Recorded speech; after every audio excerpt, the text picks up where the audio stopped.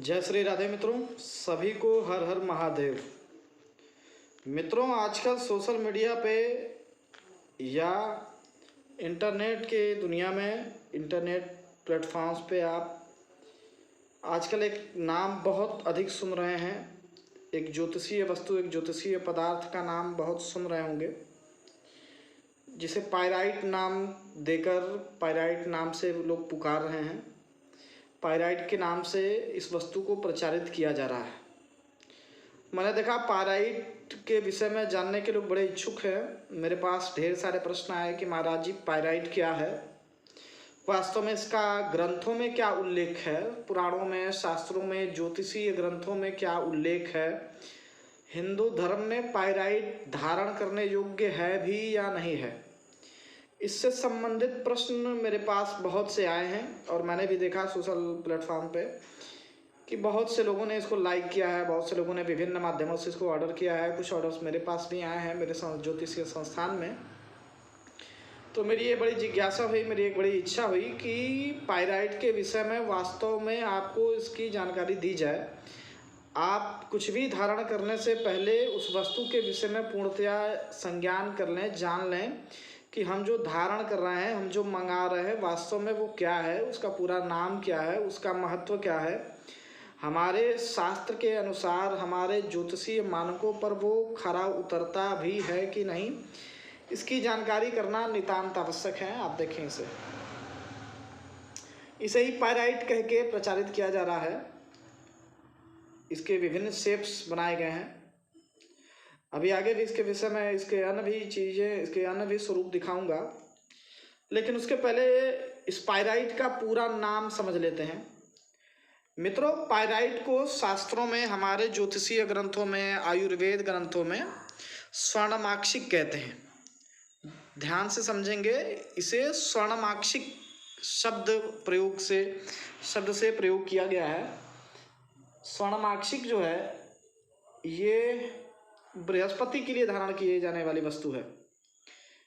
देखने में ये बिल्कुल सोने जैसा लगता है। अभी लाइट के चलते थोड़ी लाइट अधिक है, इसलिए आपको ये थोड़ी सिल्वर भी दिख रही होगी, लेकिन जब आप इसे पास में आकर देखेंगे, कभी मेरे ज्योतिषीय संस्थान पर आकर आप देखेंगे, तो ये पीले रंग का स्वर्णमाक्षिक सोने का, वास्तव में ये सोने का उपधातु कह सकते हैं आप। ये पूरी तरह से प्राकृतिक है, भूमि से निकाला गया है। भूमि से निकाल कर ही इसे यथावत मैंने अपने संस्थान में मंगवाया है। फिर इसकी कटिंग करवाते हैं, फिर इसे जिसे भी धारण करने योग्य होता है उसे धारण कराते हैं। लेकिन वास्तव में मित्रों, इसकी पूरी जानकारी आप ले लें, क्योंकि हर वस्तु, प्रत्येक वस्तु हर व्यक्ति के लिए नहीं होता। आवश्यक नहीं है कि स्वर्णमाक्षिक हर व्यक्ति को सूट करे, क्योंकि इसमें थोड़ा सा सोने का भी अंश होता है। हल्का सा इसे सोने का अंश, इसमें सोने का अंश होता है, जिसके चलते इसका नाम स्वर्णमाक्षिक भी है। और हंसी मजाक में, हास परिहास में लोग इसे मूर्खों का सोना भी कहते हैं, क्योंकि देखने में ये सोने जैसा ही चमकता है। इसकी आभा, इसके जो प्राकृतिक गुण हैं, जो खनिज के गुण हैं इस खनिज के, वो सोने से मिलते जुलते हैं। यद्यपि सोना नहीं है ये, लेकिन सोने से मिलता जुलता गुण है इसका। और ज्योतिषीय ग्रंथों में इसके आयुर्वेदिक प्रयोग भी हैं।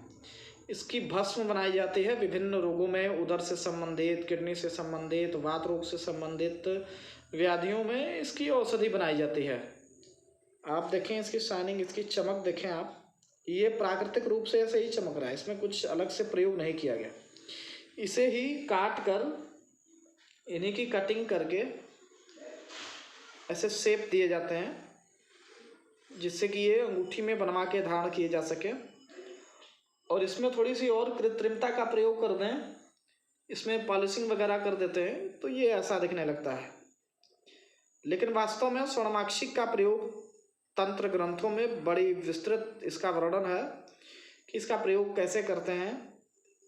तो मैं ये देख रहा हूँ कि हर प्रकार के लोग, जिस तरह से प्रचारित किया जा रहा है कि कोई भी पायराइट धारण कर ले, कोई भी इसे पहन ले, अपने घर में लगा ले, तो ऐसा नहीं है। बहुत से लोग ऐसे होते हैं कि जिन्हें सोना सूट नहीं करता, जिन्हें पीला रंग ही सूट नहीं करता, उनके लिए पीला रंग शुभ नहीं होता। बहुत से लोग ऐसे हैं जिनके लिए सोना शुभ नहीं होता। वे धारण करेंगे तो कुछ न कुछ शारीरिक क्षति, आर्थिक क्षति, या वो सोना ही गुम हो जाना, या वो धातु ही गुम हो जाना, ऐसी समस्याएं आती हैं। तो बिना कुंडली दिखाए आप स्वर्णमाक्षिक धारण मत करिए, पायराइट धारण मत कीजिए। जिस तरह से प्रचार किया जा रहा है कि ये बिल्कुल धन को तुरंत आकर्षित करता है, अच्छी बात है, क्योंकि इसमें तो वैसे भी सोने के अंश हैं, स्वर्ण का ही एक अंश है, खनिज है ना, सोने का उपधातु